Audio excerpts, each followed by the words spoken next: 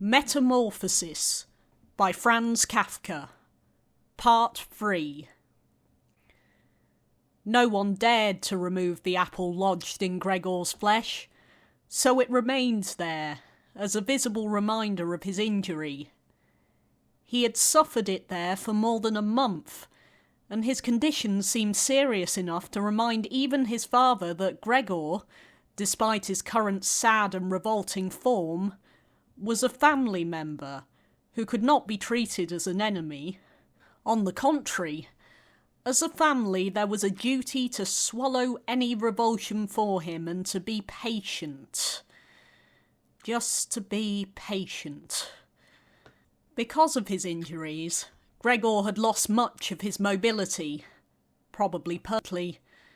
It took him long minutes to crawl across his room. Crawling over the ceiling was out of the question. But this deterioration in his condition was fully, in his opinion, made up for by the door to the living room being left open every evening. He got into the habit of closely watching it for 1 or 2 hours before it was opened, and then, lying in the darkness of his room where he could not be seen from the living room, he could watch the family in the light of the dinner table and listen to their conversation, with everyone's permission, in a way, and thus quite differently from before. They no longer held the lively conversations of earlier times, of course, the ones that Gregor always thought about with longing when he was tired and getting into the damp bed in some hotel room. All of them were usually very quiet nowadays. Soon after the dinner, his father would go to sleep in his chair. His mother and sister would urge each other to be quiet. His mother, bent deeply under the lamp, would sew fancy underwear for a fashion shop. His sister, who had taken a sales job, learned shorthand and French in the evenings so she might be able to get a better position later on. Sometimes his father would wake up and say to Gregor's mother, "You're doing so much sewing again today," as if he did not know that he had been dozing, and then he would go back to sleep again, while mother and sister would exchange a tired grin. With a kind of stubbornness, Gregor's father refused to take his uniform off, even at home. While his nightgown hung unused on the peg, Gregor's father would slumber where he was, fully dressed, as if always ready to serve and expecting to hear the voice of his superior even here. The uniform had not been new to start with, but as a result of this, it slowly became even shabbier despite the efforts of Gregor's mother and sister to look after it. Gregor would often spend the whole evening looking at the stains on this coat, with its gold buttons always kept polished and shiny, while the old man in it would sleep, highly uncomfortable but peaceful. As soon as it struck 10, Gregor's mother would speak gently to his father to wake him and try to persuade him to go to bed, as he couldn't sleep properly where he was and he really had to get his sleep if he was to be up at 6 to get to work. But since he had been at work he had become more obstinate and would always insist on staying longer at the table, even though he regularly fell asleep, and it was then harder than ever to persuade him to exchange the chair for his bed. Then, however much his mother and sister would importune him with little reproaches and warnings, he would keep slowly shaking his head for 1/4 of an hour with his eyes closed and refusing to get up. Gregor's mother would tug at his sleeve, whisper endearments into his ear. Gregor's sister would leave her work to help her mother, but nothing would have any effect on him. He would just sink deeper into his chair.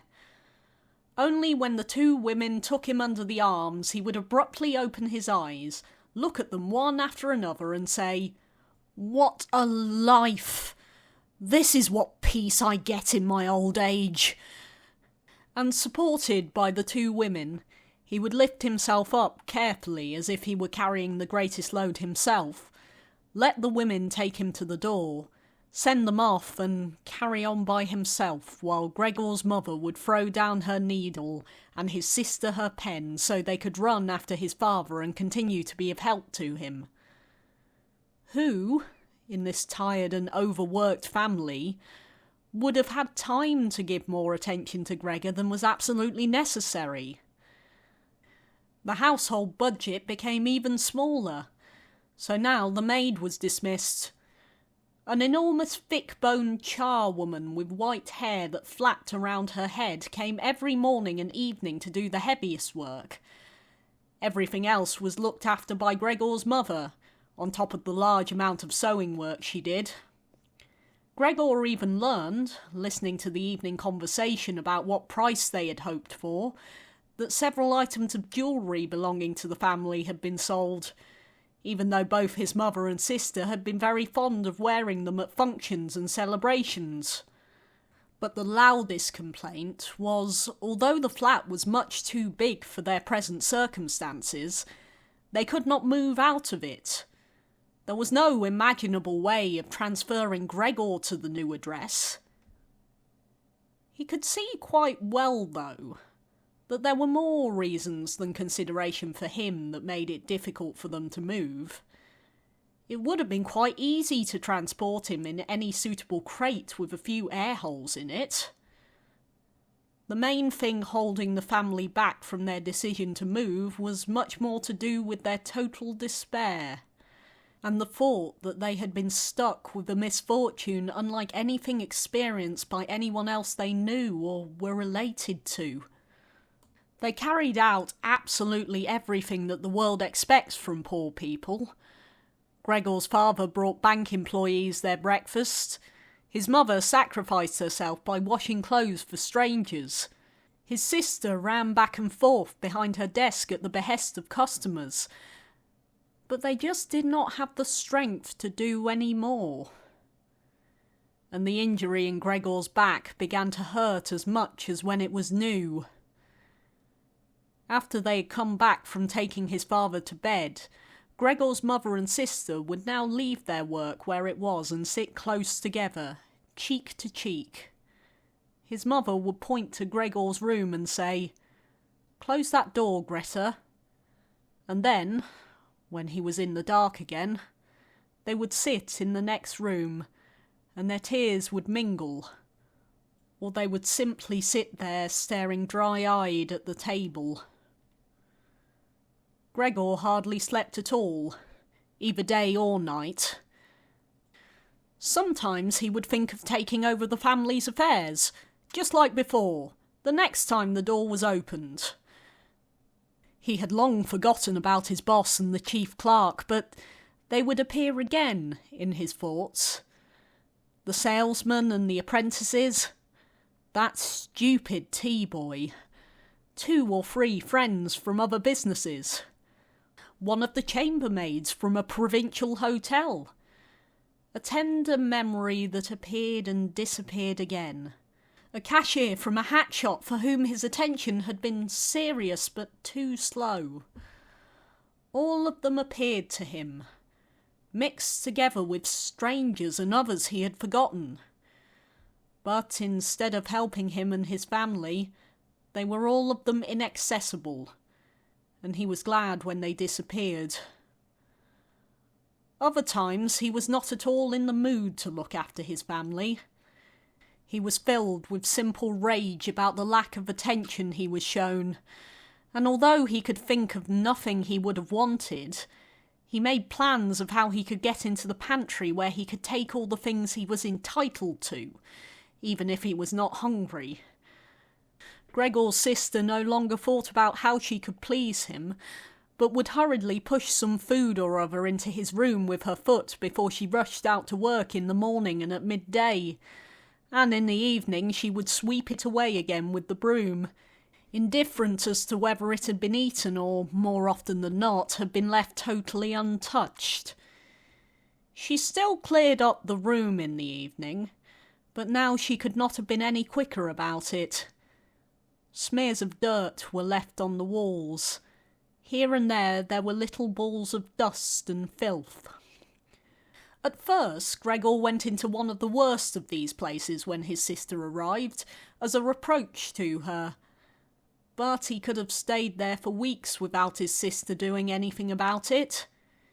She could see the dirt as well as he could, but she had simply decided to leave him to it. At the same time, she became touchy in a way that was quite new for her, and which everyone in the family understood. Cleaning up Gregor's room was for her and her alone. Gregor's mother did once thoroughly clean his room, and needed to use several bucketfuls of water to do it, although that much dampness also made Gregor ill, and he lay flat on the couch, bitter and immobile. But his mother was to be punished still more for what she had done, as hardly had his sister arrived home in the evening than she noticed the change in Gregor's room, and, highly aggrieved, ran back into the living room where, despite her mother's raised and imploring hands, she broke into convulsive tears. Her father, of course, was startled out of his chair, and the two parents looked on astonished and helpless. Then they too became agitated. Gregor's father, standing to the right of his mother, accused her of not leaving the cleaning of Gregor's room to his sister. From her left, Gregor's sister screamed at her that she was never to clean Gregor's room again, while his mother tried to draw his father, who was beside himself with anger, into the bedroom. His sister, quaking with tears, thumped on the table with her small fists, and Gregor hissed in anger that no one had even thought of closing the door to save him the sight of this and all its noise. Gregor's sister was exhausted from going out to work, and looking after Gregor, as she had done before, was even more work for her. But, even so, his mother ought certainly not to have taken her place. Gregor, on the other hand, ought not to be neglected.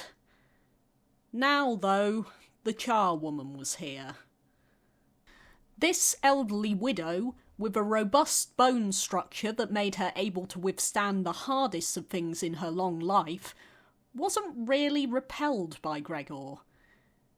Just by chance one day, rather than any real curiosity, she opened the door to Gregor's room and found herself face to face with him. He was taken totally by surprise. No one was chasing him, but he began to rush to and fro while she just stood there in amazement with her hands crossed in front of her. From then on, she never failed to open the door slightly every evening and morning and look briefly in on him. At first, she would call to him as she did so, with words that she probably considered friendly, such as, "Come on there, you old dung beetle," or "Look at the old dung beetle there." Gregor never responded to being spoken to in that way, but just remained where he was without moving, as if the door had never even been opened. If only they had told this charwoman to clean up his room every day, instead of letting her disturb him for no reason whenever she felt like it. One day, early in the morning, while a heavy rain struck on the window panes, perhaps indicating that spring was coming, she began to speak to him in that way once again. Gregor was so resentful of it that he started to move toward her. He was slow and infirm, but it was like a kind of attack. Instead of being afraid, the charwoman just lifted up one of the chairs from near the door and stood there with her mouth open, clearly intending not to close her mouth until the chair in her hand had been slammed down into Gregor's back. "Aren't you coming any closer, then?" she asked, when Gregor turned around again, and she calmly put the chair back in the corner. Gregor had almost entirely stopped eating. Only if he happened to find himself next to the food that had been prepared for him, he might take some of it into his mouth to play with it, leave it there a few hours, and then, more often than not, spit it out again. At first he thought it was distress at the state of his room that stopped him eating, but he'd soon got used to the changes made there. They had got into the habit of putting things into this room that they had no room for anywhere else, and there were now many such things, as one of the rooms in the flat had been rented out to 3 gentlemen. These earnest gentlemen, all 3 of them had full beards, as Gregor learned peering through the crack in the door one day, were painfully insistent on things being tidy. This meant not only in their own room, but, since they had taken a room in this establishment, in the entire flat, and especially in the kitchen. Unnecessary clutter was something they could not tolerate, especially if it was dirty. They had moreover brought most of their own furnishings and equipment with them. For this reason, many things had become superfluous, which, although they could not be sold, the family did not wish to discard. All these things found their way into Gregor's room. The dustbins from the kitchen found their way in there too. The charwoman was always in a hurry, and anything she couldn't use for the time being she would just chuck in there. He, fortunately, would usually see no more than the object and the hand that held it. The woman most likely meant to fetch the things back out again when she had the time and the opportunity, or to throw everything out in one go. But what actually happened was that they were left where they landed when they had first been thrown, unless Gregor made his way through the junk and moved it somewhere else.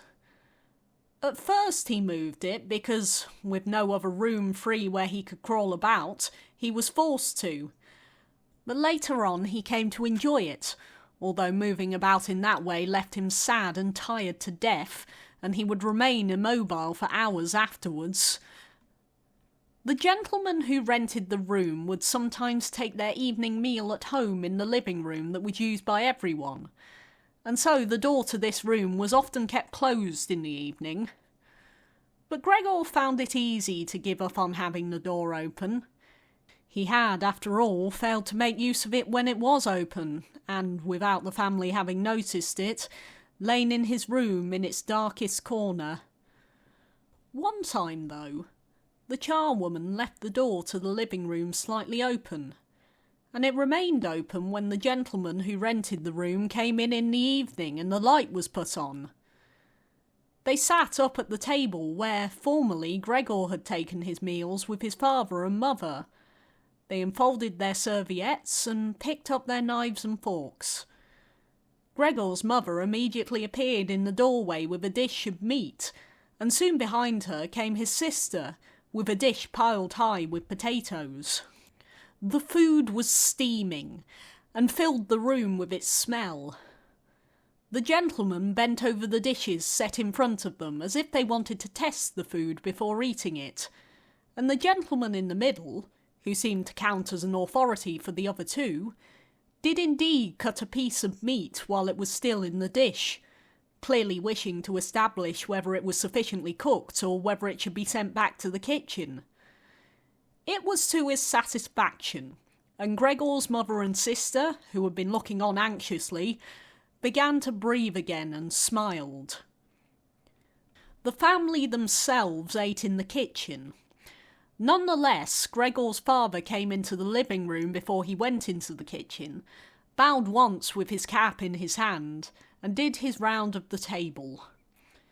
The gentlemen stood as one and mumbled something into their beards.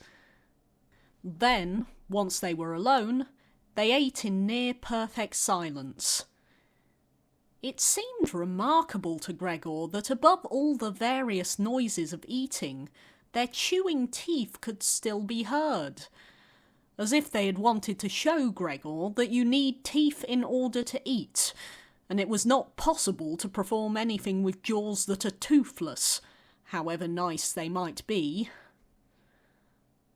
"I'd like to eat something," said Gregor anxiously, "but not anything like they're eating.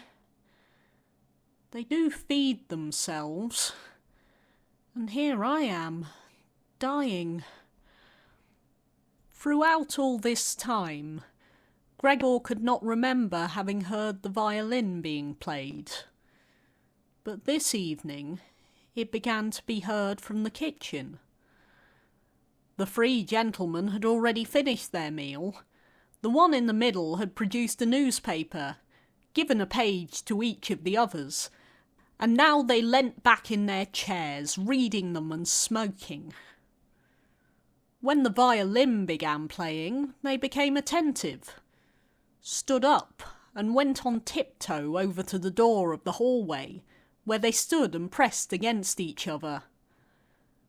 Someone must have heard them in the kitchen, as Gregor's father called out, "Is the playing perhaps unpleasant for the gentleman? We can stop it straight away." "On the contrary," said the middle gentleman, "would the young lady not like to come in and play for us here in the room where it is, after all, much more cosy and comfortable?" "Oh yes, we'd love to," called back Gregor's father, as if he had been the violin player himself. The gentleman stepped back into the room and waited. Gregor's father soon appeared with the music stand, his mother with the music, and his sister with the violin. She calmly prepared everything for her to begin playing. His parents, who had never rented a room out before and therefore showed an exaggerated courtesy towards the three gentlemen, did not even dare to sit on their own chairs. His father leant against the door with his right hand pushed in between two buttons on his uniform coat. His mother, though, was offered a seat by one of the gentlemen, and sat, leaving the chair where the gentleman happened to have placed it, out of the way in the corner. His sister began to play. Father and mother paid close attention, one on each side, to the movements of her hands. Drawn in by the playing, Gregor had dared to come forward a little, and already had his head in the living room. Before, he had taken great pride in how considerate he was, but now it hardly occurred to him that he had become so thoughtless about the others. What's more, there was now all the more reason to keep himself hidden, as he was covered in the dust that lay everywhere in his room and flew up at the slightest movement. He carried threads, hairs, and remains of food about on his back and sides. He was much too indifferent to everything now to lay on his back and wipe himself on the carpet like he had used to do several times a day. And, despite this condition, he was not too shy to move forward a little onto the immaculate floor of the living room. No one noticed him, though. The family was totally preoccupied with the violin playing. At first, the three gentlemen had put their hands in their pockets and come up far too close behind the music stand to look at all the notes being played, and they must have disturbed Gregor's sister. But soon, in contrast with the family, they withdrew back to the window with their heads sunk and talking to each other at half volume, and they stayed by the window while Gregor's father observed them anxiously. It really now seemed very obvious that they had expected to hear some beautiful or entertaining violin playing, but had been disappointed. That they had had enough of the whole performance, and it was only now out of politeness that they allowed their peace to be disturbed. It was especially unnerving the way they all blew the smoke from their cigarettes upward from their mouth and noses. Yet Gregor's sister was playing so beautifully. Her face was leant to one side, following the lines of music with a careful and melancholy expression. Gregor crawled a little further forward, keeping his head close to the ground so that he could meet her eyes if chance came. Was he an animal, if music could captivate him so? It seemed to him that he was being shown the way to the unknown nourishment he had been yearning for. He was determined to make his way forward to his sister, and tug at her skirt to show her she might come into his room with her violin, as no one appreciated her playing here as much as he would. He never wanted to let her out of his room, not while he lived anyway. His shocking appearance should, for once, be of some use to him. He wanted to be at every door of his room at once to hiss and spit at the attackers. His sister should not be forced to stay with him, though, but stay of her own free will. She would sit beside him on the couch, with her ear bent down to him, while he told her how he had always intended to send her to the conservatory, how he would have told everyone about it last Christmas. Had Christmas really come and gone already? If this misfortune hadn't got in the way, and refused to let anyone dissuade him from it. On hearing all this, his sister would break out into tears of emotion, and Gregor would climb up to her shoulder and kiss her on the neck, which, since she had been going out to work, she had kept free without any necklace or collar. "Mr. Samsa!" shouted the middle gentleman to Gregor's father, pointing without wasting any more words with his forefinger at Gregor as he slowly moved forward. The violin went silent. The middle of the three gentlemen first smiled at his two friends, shaking his head, and then looked back at Gregor. His father seemed to think it more important to calm the three gentlemen before driving Gregor out, even though they were not at all upset and seemed to think Gregor was more entertaining than the violin playing had been. He rushed up to them with his arms spread out and attempted to drive them back into their room at the same time as trying to block their view of Gregor with his body. Now they did become a little annoyed, and it was not clear whether it was his father's behaviour that annoyed them, or the dawning realisation that they had had a neighbour like Gregor in the next room without knowing it. They asked Gregor's father for explanations, raised their arms like he had, tugged excitedly at their beards and moved back towards their room, only very slowly. Meanwhile, Gregor's sister had overcome the despair that she had fallen into when her playing was suddenly interrupted. She had let her hands drop and let violin and bow hang limply for a while, but continued to look at the music as if still playing. But then she suddenly pulled herself together, lay the instrument on her mother's lap, who still sat laboriously struggling for breath where she was, and ran into the next room, which, under pressure from her father, the three gentlemen were more quickly moving toward. Under his sister's experienced hand, the pillows and covers on the bed flew up and were put into order, and she'd already finished making the beds and slipped out again before the three gentlemen had reached the room. Gregor's father seemed so obsessed with what he was doing that he forgot all the respect he owed to his tenants. He urged them and pressed them until, when he was already at the door of the room, the middle of the three gentlemen shouted like thunder and stamped his foot, and thereby brought Gregor's father to a halt.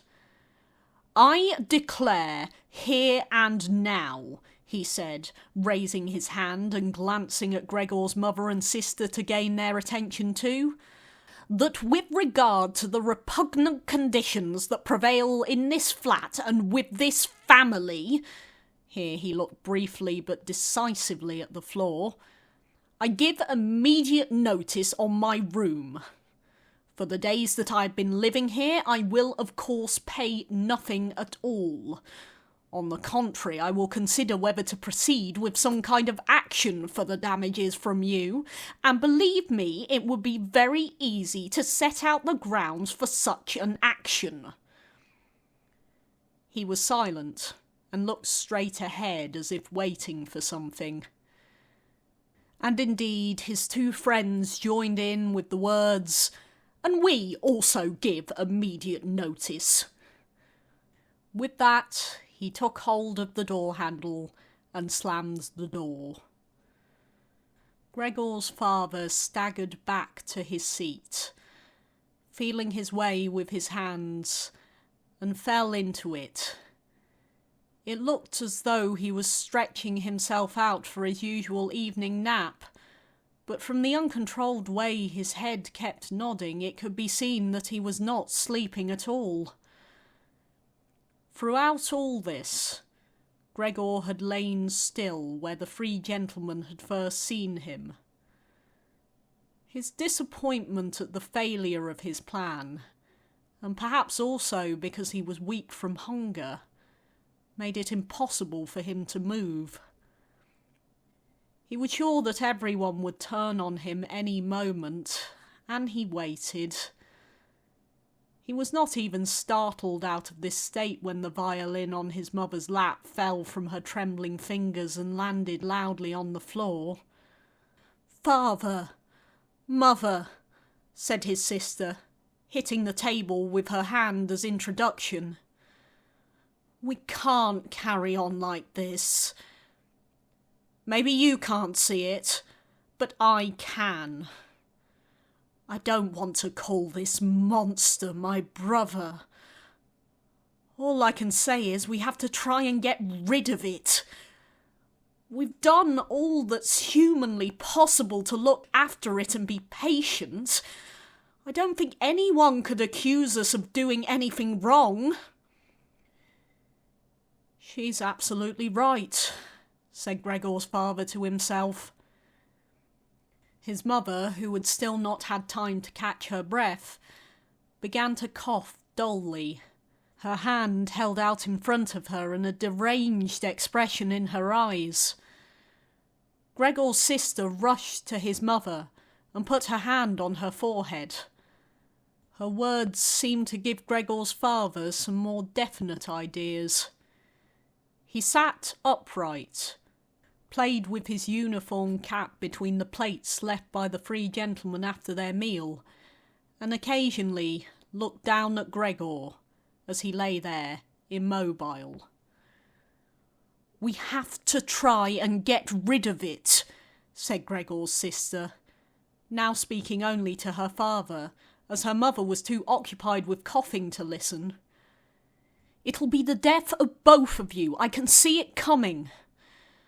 We can't all work as hard as we have to and then come home to be tortured like this. We can't endure it. I can't endure it any more." And she broke out so heavily in tears that they flowed down the face of her mother, and she wiped them away with mechanical hand movements. "My child," said her father, with sympathy and obvious understanding, "what are we to do?" His sister just shrugged her shoulders, as a sign of the helplessness and tears that had taken hold of her, displacing her earlier certainty. "If he could just understand us," said his father, almost as a question. His sister shook her hand vigorously through her tears as a sign that there was no question. "If he could just understand us," repeated Gregor's father, closing his eyes in acceptance of his sister's certainty that it was quite impossible. "Then perhaps we could come to some kind of arrangement with him. But, as it is..." "It's got to go!" shouted his sister. "That's the only way, father. You've got to get rid of the idea that that's Gregor. We've only harmed ourselves by believing it for so long. How can that be Gregor? If it were Gregor, he would have seen long ago that it is not possible for human beings to live with an animal like that, and he would gone of his own free will. We wouldn't have a brother any more then, but we could carry on with our lives and remember him with respect. As it is, this animal is persecuting us. It's driven out our tenants. It obviously wants to take over the whole flat and force us to sleep on the streets. Father, look, just look, she suddenly screamed. He's starting again. In her alarm, which was totally beyond Gregor's comprehension, his sister even abandoned his mother as she pushed herself vigorously out of her chair as if more willing to sacrifice her own mother than to stay anywhere near Gregor. She rushed over to behind her father, who had become excited merely because she was, and stood up half raising his hands in front of Gregor's sister as if to protect her. But Gregor had no intention of frightening anyone, least of all his sister. All he had done was begin to turn round so that he could go back into his room, although that was in itself quite startling, as his pain-racked condition meant that turning round required a great deal of effort, and he was using his head to help himself to do it, repeatedly raising it and striking it against the floor. He stopped and looked round. They seemed to have realised his good intention, and had only been alarmed briefly. Now they all looked at him in unhappy silence. His mother lay in her chair with her legs stretched out and pressed against each other, her eyes nearly closed with exhaustion. His sister sat next to his father, with her arms around his neck. "Maybe now they'll let me turn round," thought Gregor, and went back to work. He could not help panting loudly with the effort, and had sometimes to stop and take a rest. No one was making him rush any more. Everything was left up to him. As soon as he had finally finished turning round, he began to move straight ahead. He was amazed at the great distance that separated him from his room, and could not understand how he had covered that distance in his weak state a little while before, and almost without noticing it.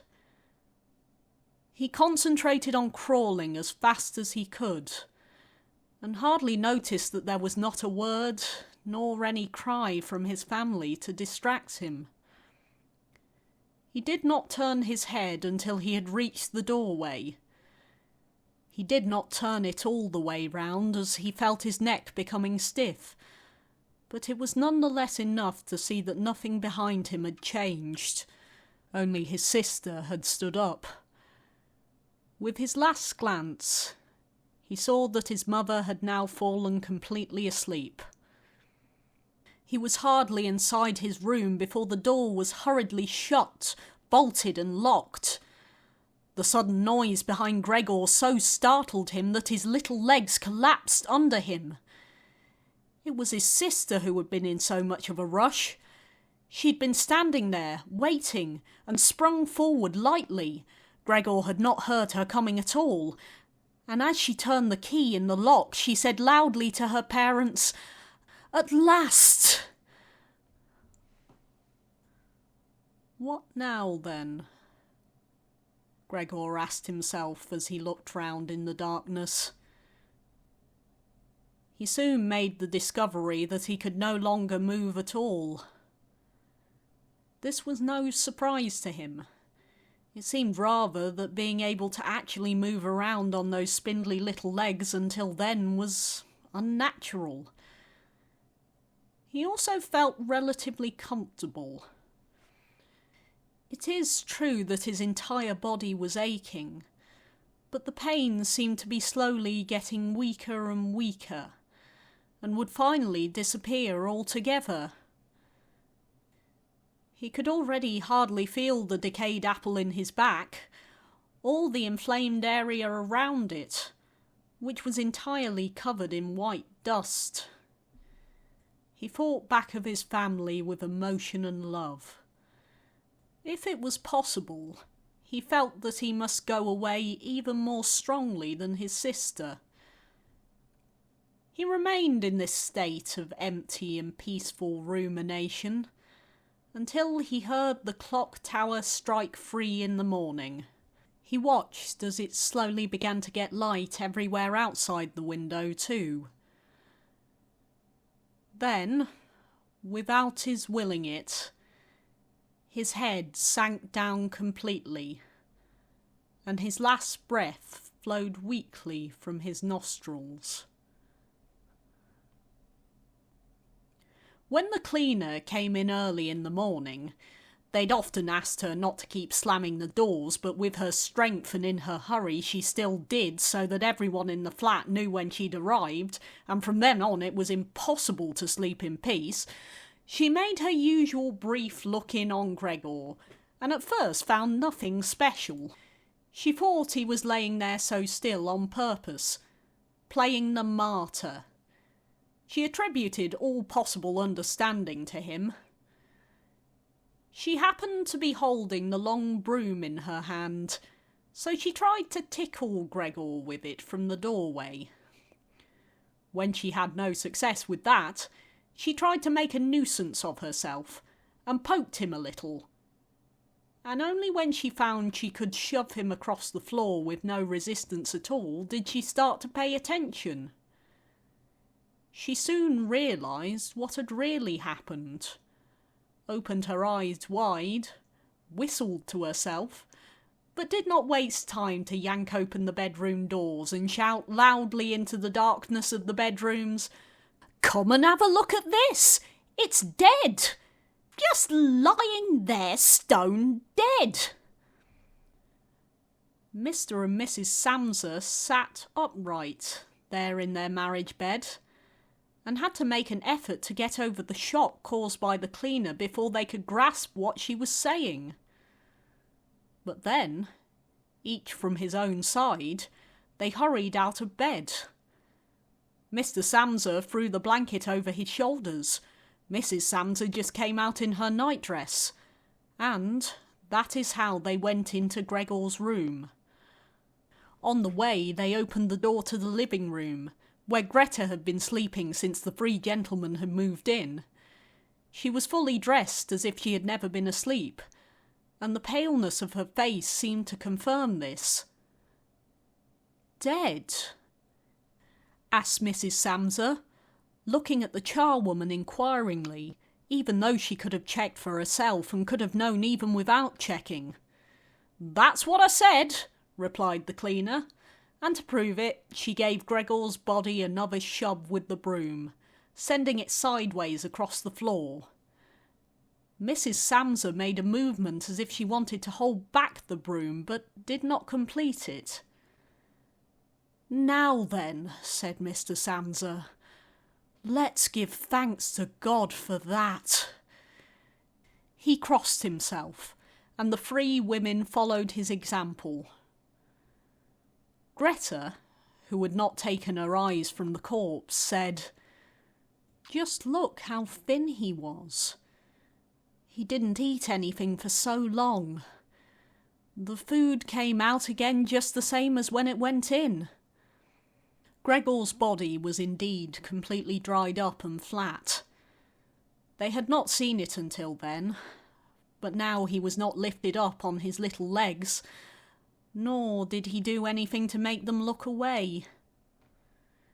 "Greta, come with us in here for a little while," said Mrs. Samsa with a pained smile, and Greta followed her parents into the bedroom, but not without looking back at the body. The cleaner shut the door and opened the window wide. Although it was still early in the morning, the fresh air had something of warmth mixed in with it. It was already the end of March after all. The three gentlemen stepped out of their room and looked round in amazement for their breakfasts. They'd been forgotten about. "Where is our breakfast?" the middle gentleman asked the cleaner irritably. She just put her finger on her lips and made a quick and silent sign to the men that they might like to come into Gregor's room. They did so, and stood around Gregor's corpse with their hands in their pockets of their well-worn coats. It was now quite light in the room. Then the door of the bedroom opened, and Mr. Samsa appeared in his uniform, with his wife on one arm and his daughter on the other. All of them had been crying a little. Greta now and then pressed her face against her father's arm. "Leave my home now," said Mr. Samsa. indicating the door and without letting the woman from him. "What do you mean?" asked the middle of the three gentlemen, somewhat disconcerted, and he smiled sweetly. The other two held their hands behind their backs, and continually rubbed them together in gleeful anticipation of a loud quarrel which could only end in their favour. "I meant just what I said," answered Mr. Samsa, and with his two companions went in a straight line towards the man. At first he stood there still, looking at the ground as if the contents of his head were rearranging themselves into new positions. "All right, we'll go then," he said, and looked up at Mr. Samsa as if he'd been suddenly overcome with humility and wanted permission again from Mr. Samsa for his decision. Mr. Samsa merely opened his eyes wide and briefly nodded to him several times. At that, and without delay, the man actually did take long strides into the front hallway. His two friends had stopped rubbing their hands some time before, and had been listening to what was being said. Now they jumped off after their friend, as if taken with a sudden fear that Mr. Samsa might go into the hallway in front of them and break the connection with their leader. Once there, all three took their hats from the stand, took their sticks from the holder, bowed without a word, and left the premises. Mr. Samsa and the two women followed them out onto the landing, but they had had no reason to mistrust the men's intentions, and as they leaned over the landing, they saw how the three gentlemen made slow but steady progress down the many steps. As they turned the corner on each floor, they disappeared, and would reappear a few moments later. The further down they went, the more that the Samsa family lost interest in them. When a butcher's boy, proud of posture with his tray on his head, passed them on his way up and came nearer than they were, Mr. Samsa and the women came away from the landing and went, as if relieved, back into the flat. They decided the best way to make use of that day was for relaxation and to go for a walk. Not only had they earned a break from work, but they were in serious need of it. So they sat at the table and wrote 3 letters of excusal. Mr. Samsa to his employers, Mrs. Samsa to her contractor, and Greta to her principal. The cleaner came in while they were writing to tell them she was going. She'd finished her work for that morning. The 3 of them at first just nodded without looking up from what they were writing, and it was only when the cleaner still did not seem to want to leave that they looked up in irritation. "Well?" asked Mr. Samsa. The charwoman stood in the doorway with a smile on her face, as if she had some tremendous good news to report, but would only do it if she was clearly asked to. The almost vertical little ostrich feather on her hat, which had been a source of irritation to Mr. Samsa all the time she had been there working for them, swayed gently in all directions. "What is it you want, then?" asked Mrs. Samsa, whom the cleaner had the most respect for. "Yes," she answered, and broke into a friendly laugh that made her unable to speak straight away.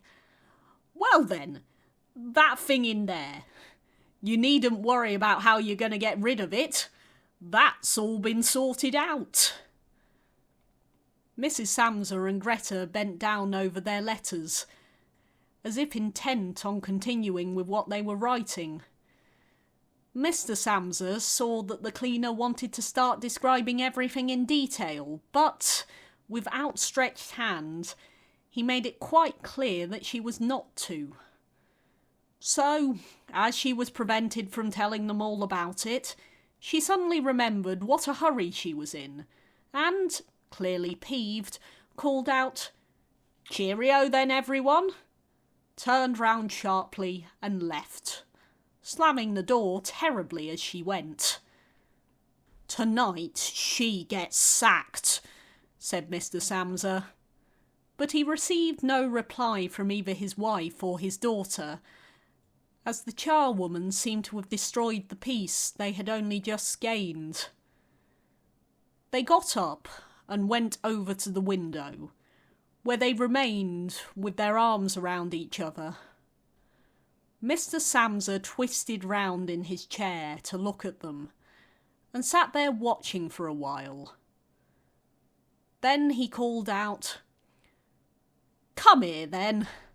Let's forget about all that old stuff, shall we? Come and give me a bit of attention."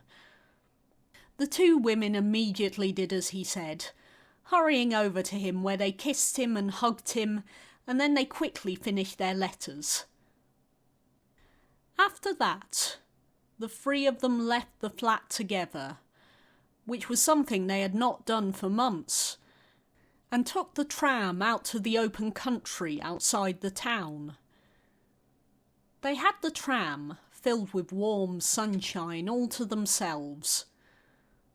Leant back comfortably on their seats, they discussed their prospects, and found that on closer examination they were not at all bad.